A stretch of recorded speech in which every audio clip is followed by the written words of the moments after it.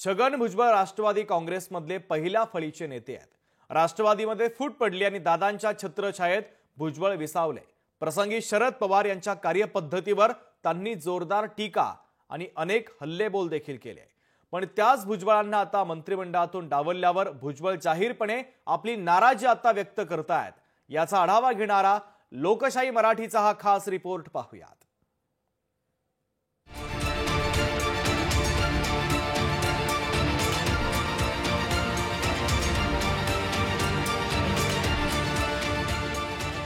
देवेंद्र फडणवीस सरकारचा पहिला मंत्रिमंडळ विस्तार विधानसभा निवडणुकीच्या निकालानंतर 3 आठवड्यानंतर पार पडला.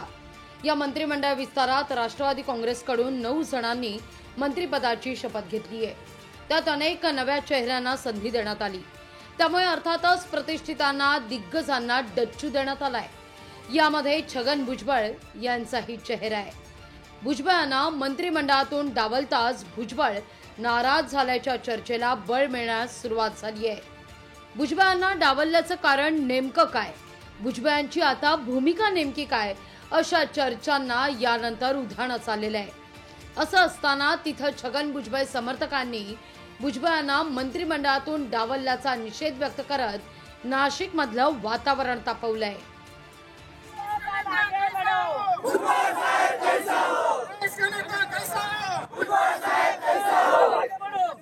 कालच्या शपथविधीमध्ये अचानकपणाने माननीय नामदार भुजबळ साहेबांचं शपथविधीमध्ये नाव दिसलं नाही. त्याच्यामुळे या महाराष्ट्र भरातील सर्व भुजबळ समर्थक हे नाराज झालेले आहेत. काही पक्षांतर्गत काय असेल त्यामुळे त्यांनी केलं असेल, पण आज भुजबळ समर्थक किंवा आम्ही सर्व पदाधिकारी हे आम्ही अजितदादांकडे मागणी करणार आहोत आणि अजितदादा देखील याचा कुठेतरी विचार करून सन्माननीय भुजबळ साहेबांना मंत्रिमंडळात स्थान देतील.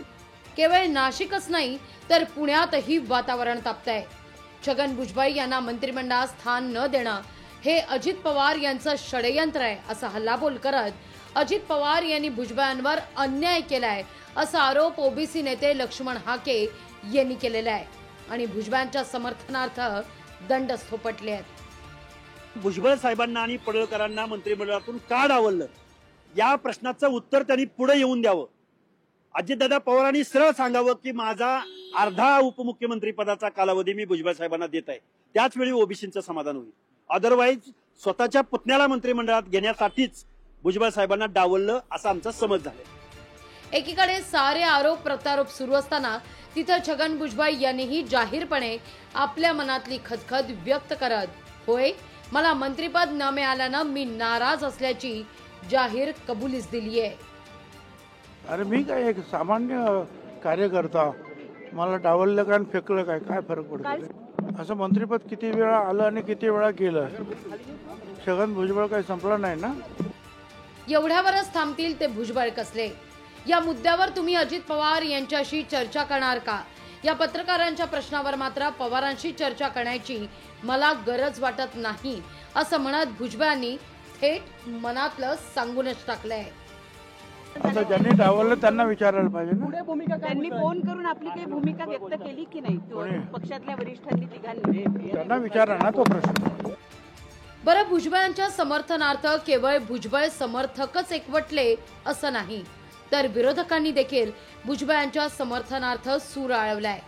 भुजबळ ओबीसी समाजाचे वरिष्ठ नेते असून मुद्दाम हे नेतृत्व डावललं असल्याची टीका विजय वडेट्टीवार यांनी केली आहे. त्यांनी ओबीसी समस्त महाराष्ट्रातील ओबीसीच्या पाठीमागे उभं राहणारं नेतृत्व म्हणून आम्ही भुजबळ साहेबांकडे बघत होतो. आम्ही पण लढत होतो. त्यांनी घेतलेली भूमिकेचा फायदा भाजपला झाला, सरकारला झाला. सत्तेमध्ये आल्यानंतर मात्र त्यांना डावलून ओबीसीचा वापरच करायचा आणि वापर झाला की फेकून द्यायची ही भूमिका सरकारची दिसते. तर काँग्रेसनं ओबीसीच्या मुद्द्यावर बोलूच नये असं देवेंद्र फडणवीस पलटवार करतायत. ओबीसींबद्दल बोलायचा काँग्रेसला अधिकार नाही, कारण काँग्रेसच्या उभ्या जीवनामध्ये ओबीसींवर अन्याय करण्याच्या व्यतिरिक्त काँग्रेसने काही केलं नाही. राष्ट्रवादीत फूट पडल्यानंतर दादांच्या पाठीशी ठामपणे उभं राहून शरद पवार यांना अंगावर घेणारे भुजबळ आता दादांच्या राष्ट्रवादीत एकटे पडलेत की काय अशी चर्चा आता या निमित्तानं होताना दिसतेय. तेव्हा आता सगळ्यांच्याच नजरा खेळलेल्या आहेत त्या भुजबळांच्या भूमिकेकडे. ज्ञानेश्वर पवार, लोकशाही मराठी, नागपूर.